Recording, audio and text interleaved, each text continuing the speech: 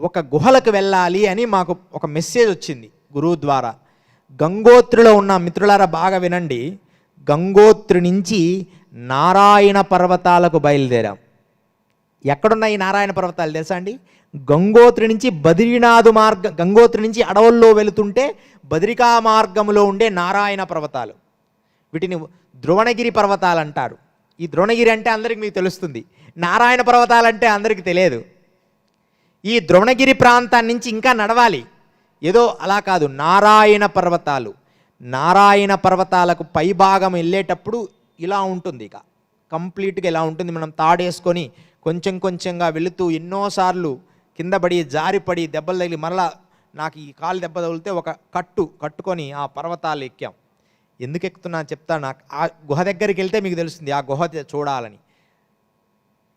అతి శక్తివంతమైన ఋషులు ఉండే అద్భుతమైన గుహే నరనారాయణుల గుహ. ఇప్పటికీ హిమాలయాల్లో ఉంది. మానవ మనుషులు ఆ గుహను చేరలేరు, కొంచెం కష్టపడాలి. ఆ గుహలో 14 మంది ఋషులు ఉన్నారు ఇప్పటికీ కూడా. ఎప్పుడో కాదండి, ఇప్పటికీ కూడా ఋషులు అక్కడే ఉన్నారు. ఈ 14 మంది విదేశస్తులు కొంతమంది ఉన్నారు, ఒక 5-6 మంది ఉన్నారు. అంటే ఎంత సాధన చేశారో చూడండి. వేల సంవత్సరాల నుంచి జీవించి ఉన్న నరనారాయణ గుహలకు చేరాలి అని చెప్పి నా తపన మొదటి నుంచి. ఆ పర్వతాలు వెళ్ళి ఆ గుహలో దగ్గరికి వెళ్ళడం జరిగింది. ఆ గుహల దగ్గరికి వెళ్ళి, స్వామి అసలు నేను ఏం అడగను, మీకు ఒక విషయం చెప్పంటండి, గురువులని మనం అడగకూడదు, ప్రేమగా అలా ఉండాలి. ఏది అడగాల్సిన పని లేదు. ఆ రహస్యాన్ని ఎప్పుడో గమనించాను చిన్నతనంలోనే. ఎందుకంటే మా తాతలు కానీ మా పెద్దలు కానీ భాగవతం నేర్పించారు. చిన్నతనంలోనే భాగవత పద్యాలు బాగా కంఠస్థం చేశారు. ఎలా అలా మనిషి జీవించాలి, గురువుల్ని ఏమి అడగాలి. ఎంతోమంది సిద్ధపురుషులు నాన్న. అగస్త్యమునిని దర్శనం పొందాను. అగస్త్యముని యథార్థం చెప్తున్నా, వారి దర్శనం అయితే స్పర్శించడానికి అనుమతి ఇవ్వలేదు. దర్శనం అయింది. దర్శనం అయిన తర్వాత అంటే వారిది కాదు కానీ ఇది యథార్థ సత్యం. ఈ విషయాన్ని నేను పిఎంసి ఛానల్లో మొట్టమొదట చెప్పాను. మొట్టమొదటి ఇంటర్వ్యూలో స్వామి సిద్ధయోగి హిమాలయాలు అని కొడితే మీకు వస్తుంది పిఎంసిలో. గురువుగారు నా ప్రేమ అంటే అంత అపారమైన, సన్నగా ఉండి కఠినమైన తపస్సులో ఉండేవాడిని. ఎముకల గూడులాగా ఉండేది నా దేహం. తపస్సే నా జీవితం అనేటట్టు ఉన్న రోజుల్లో వారు ఒక గుహలో ఒక భాగాన్ని చూపిస్తూ అది నువ్వు సంపాదించోయ్ అన్నాడు. ఆ పక్కనే ఒక చాప, ఒక కమండలం ఉంది. ఇది పిఎంసీలో మనం చెప్పాం. ఆ 2 నాకు ఇచ్చేశారు. అంటే వారిది కాదు, అవి నువ్వు సంపాదించోయ్, అవి నీ పూర్వజన్మ నుంచి నిన్ను వెంటాడుతున్నాయి అన్న. ఇంత పెద్ద కమండలం అది, ఎలా ఉంటుంది చెక్కది, ఒక పెద్ద చాప. ఏమిటి వీటి శక్తి? ఆహారం ఎప్పుడు వస్తుంది?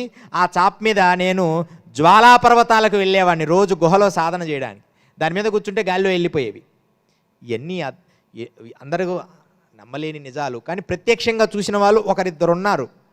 ఒక ఆయన, ఇప్పుడు వారొక్కరే ఉన్నారు. ఇక లాస్ట్ రమణాశ్రమం ఎంతమంది వెళ్ళారమ్మా? రమణాశ్రమం అందరు వెళ్ళింటారు. రమణాశ్రమం దాంట్లో పుస్తకాల షాపులో ఒక ముస్సలైన పుస్తకాలు పెడుతుంటారు.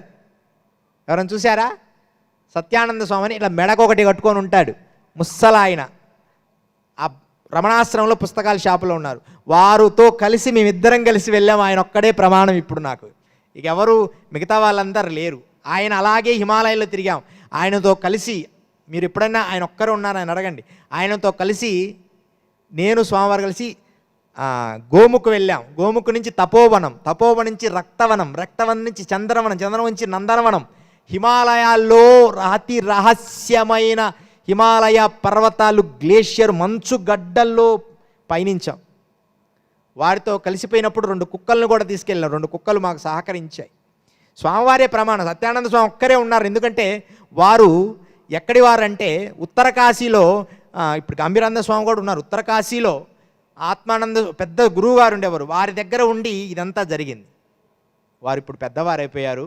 నేను మాత్రం కాయ చికిత్స అనే ఒక అద్భుతమైనది ఏదో ప్రసాదం తీసుకొని కొంచెం ఇలా ఉన్నాను. లేకపోతే ఇంకో రకంగా ఉండేవాడిని. 18 రోజులు కాయ చికిత్స ఔషధాన్ని స్వీకరించాను నేను. అనుకోకుండా నాకు భాగ్యం కలిగింది. అది కూడా అడిగి కాదు, అనుకోకుండా ఇంకొకరికి చేస్తూ నాకు కూడా ఆచరించారు. అందరూ 4 రోజులు 10 రోజులకి వెళ్ళిపోయారు. నేను మాత్రం 18 రోజులు ఉన్నాను. ఓన్లీ మూలికను ఇలా తీసుకోవడం. అలాంటి హిమాలయాలను ఇక మనం కథలోకి వద్దాం. నరనారాయణ గుహలకు వెళ్ళేటప్పటికి నలుగురమే మిగిలాం. అందరూ ఆగిపోయారు. కొంతమంది కాలు దెబ్బలు తగిలినాయి. మరి నువ్వెలా వెళ్ళావు స్వామి అంటే, నేను కొంచెం సన్నగా ఉండేవాడిని మిత్రులారా.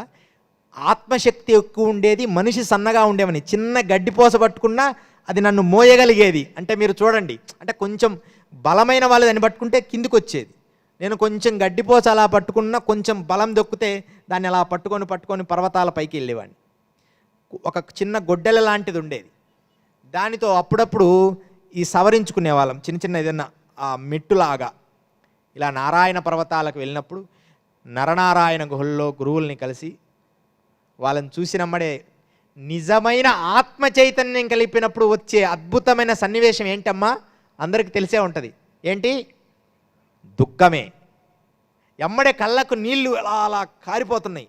2 చేతులు జోడించి అలా గురువుల ముందు అలా హాయిగా, గురుదేవా కరుణామయ, ఇక నా జీవితాన్ని మీ సన్నిధికి చేర్చుకోండి, నేను ఈ గుహలు వదిలి వెళ్ళిపోను, మీకు సేవకుడిగా గుహ బయట బతుకుంటా అని ఎంతో ప్రాధేయపడినాను. ఎంత మీకు నిజమైన గురువులు దొరికినప్పుడు తెలుస్తుంది ఆ బాధ. ఈరోజు మిమ్మల్ని దుఃఖపెట్టడం కాదు, పత్రిజీ మాస్టర్ ఉన్నంత వరకు కొంతమందికి విలువ తెలియలేదు. వారు ఆ రోజు ఆ దేహాన్ని బ్రహ్మైక్యభూతం అయినాక ఏదో మాటలతో చెప్పారు కానీ గుండెలు తల్లి తండ్రి గురువు దైవము కంటే అపారమైన దుఃఖముతో హృదయాలు ఉప్పొంగాయి. అందరినీ ఓదార్చడానికి మంచి గొప్పగా చెప్పాం కానీ మమ్మల్ని ఏదో శక్తి వీడిందేమో అని చాలామంది బాధపడినారు. నిజమైన గురువులకు అది వస్తుంది, ఆ దుఃఖం. చాలామంది సంతోషంగా ఉండాలి, నవ్వుతూ ఉండాలి, నిజమే. దేహము అపారమైన ప్రేమ కలిగినప్పుడు వచ్చేదే ధార. దాన్ని ధారా ప్రవాహము అంటారు. అది దుఃఖము కాదు, ఆనందము కాదు, అది ఒక అనంతమైన చైతన్య అనుభూతి. అలా నేను వారి ముందు దోషులు పట్టుకొని, నేను వదలనండి, ఈ గుహలు వీడనండి. ఎందుకంటే అంత జ్ఞానం ఉండి ఈ జగత్తులకు రాబుద్దయిద్దా? మీరే చెప్పండి. అంత అద్భుతమైన స్థలములో ఇంకొక పక్కనే సోమలత అన్న ఒక వృక్షం ఉన్నది.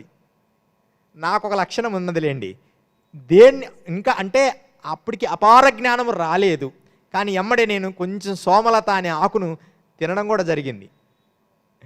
ఎమ్మడే అన్నాడు గురువుగారు ఒక ఆయన. అంటే ఇంకా చిన్నపిల్లల భావాలు ఉన్నాయని గుర్తు. అర్థమవుతుందా మిత్రులారా? అపారమైన కరుణామయ బ్రహ్మర్షి జ్ఞానము కలిగితే విశ్వంలో దేనికి హాని కలిగించనంత శక్తి మీకు ఉండాలి. చూడండి, ఎంత జ్ఞానవంతమైనా సరే ఆ పక్కనే ఒక అద్భుతమైన ఇంత గొప్ప జ్ఞానం ఉంటాం కదా, అక్కడ భోజనాలు వడ్డించే దగ్గర కొంచెం మైసూరుపాకు కనపడినదనుకో, దానికోసం మనం ముందు లైన్లోకి తొందరగా దూరతుంటాం. అది అయిపోద్దేమో, అది అయిపోయే లోపల మనం ముందు లైన్లో ఉండాలి. అంటే ఇంకా మనకు అంటే ఇంత జ్ఞానం ఉంటుంది అక్కడ. ఇప్పుడు సహజంగా అందరికి పెడుతుంటే ఏదన్నా ఒకటి కొంచెం ఉన్నదనుకో, దాని దగ్గరికే మనం వెళ్తాము. అది అయిపోతుంది, అరే తొందరగా ఆ లైన్లో నిలబడదు, అయిపోయింది అంటుంటాం. అరే ఎందుకు ఆ తాపత్రయం? అలా ఉంటుంది. ఇప్పుడు అక్కడ సోమలత ఉంది, అరే అవకాశం దొరికితే పోద్దని కొంచెం నోట్లు వేసుకుని అన్నారు ఆయన గురువుగారు. దాని తర్వాత సంఘటన అంటే అప్పుడు అనిపించింది. దాని తర్వాత ఓహో, ఇంకా నాకు పరిపూర్ణమైన జ్ఞానము కలగలేదు. అనంతమైన విశ్వంలో పరిపూర్ణ జ్ఞానం అనంతమైన కాలాలకే చెల్లు. ఈ పదాలు కొంచెం దగ్గర ఉంటాయి, అర్థం చేసుకోవాలి. అనంతమైన కాలాలను గుర్తించే శక్తి ఉంటే కానీ ఆ విషయం తెలియదు. ఇలా మీ మనస్సు కూడా పక్వమైన జ్ఞానం కావాలి, పరిపక్వమైన జ్ఞానం కావాలి. స్వామివారు అన్నారు, మీరు భౌతికమాయను అనుభవించాలి. ఇక నారాయణ పర్వతాల్లో జరిగిన సంఘటన, భౌతికమాయను అనుభవించాలి అని చెప్పి, సమస్య లేదు గురుదేవా, ఎంత కష్టమైనా నేను సాధన చేస్తా, నా దేహాన్ని శుష్కింపజేస్తా. అందరు ఇట్లా కూర్చొని 3 రోజులు 10 రోజులు ధ్యానము చేయడము కాదు. అది మీకు మంచి శక్తిని ఇస్తుంది, లేకపోతే మంచి జ్ఞానాన్ని కలిగిస్తుంది. కానీ జ్ఞానం అంటే అది కాదు. జ్ఞానం అంటే అనంత చైతన్య అనుభూతి.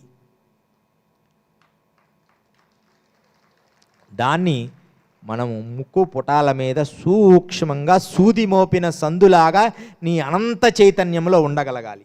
అలా సాధన చేయాలి. ఇక అక్కడి నుంచి వాస్తవంగా చెప్పాలంటే నన్ను గెంటి వేశారు. చూడండి ఎంత బాధ అనిపిస్తుంది. వెళ్ళాల్సిందే బాబు, నువ్వు వచ్చిన పని పూర్తయింది. భౌతిక జగత్తులో మనకేమో వాళ్ళు చిన్నగా చెప్తున్నారు, ఇంకొక 20 సంవత్సరాలు ఉండాల్సిందే అంటున్నారు. నాకేమో గుండెలు తెగిపోయినంత బాధ. 20 సంవత్సరాల జగత్తులో నేను ఉండాలా? నేను వెళ్ళనండి అంట. కాదు, ఆయన చెయ్యి పట్టి నన్ను ఓదారుస్తూ, ఏం పర్వాలేదు చిన్న బాబు, నువ్వు హిమాలయాల నుంచి వెళ్ళాలి, ఇదిగో ఈ ప్రాంతానికి నువ్వు వెళ్ళు, భౌతిక జగత్తుకు నువ్వు వెళ్ళి మాయా జగత్తును అనుభవించి తీరాలి, నీ కర్తవ్యాలు ఉన్నాయి పూర్వజన్మవి, అప్పుడే నీకు సిద్ధాశ్రమ సందర్శన యోగం ఉన్నది, అప్పుడు దాకా నీకు పూర్ణ సిద్ధాశ్రమం ఉండదు, అదుగో చూడు సిద్ధాశ్రమం అని చెప్పి వారి కుడి చేయితో నా చెయ్యిని ఇలా పట్టుకొని అలా చూపించారు. సిద్ధాశ్రమంలో ఉండే మొట్టమొదట దేవాలయం నా కంటికి గోచరించింది. మిత్రులారా, ఇది యథార్థాలు, నా కల్పితాలు. అలా ఇక్కడి నుంచే బయలుదేరాలి. సిద్ధాశ్రమాన్ని లోపలికి వెళ్ళడానికి బయటికి రావడం కుదరదు. ఎవరైనా బయట నుంచి సందర్శించాల్సిందే. లోపలికి వెళ్ళామా బయటికి జగత్తుతో పని లేదు, ఇంక హిమాలయాల్లోనే ఉంటామని అర్థం. చూడు, నీ కోరిక మేరకు మేము చెప్పిన కార్యాలు పూర్తి చేసినందుకు కాను చూడు, అదిగో అని అలా చూపించారు. అక్కడి నుంచి నమస్కారం చేసుకొని నా మనస్సు దుఃఖముతో బాధతో వెళ్ళేటప్పుడు ఎంతో ఆనందముతో వెళ్ళిన వాడిని ఏదో పోగొట్టుకున్న చెవులు వేలాడ తీసుకొని కిందికి బయలుదేరాను.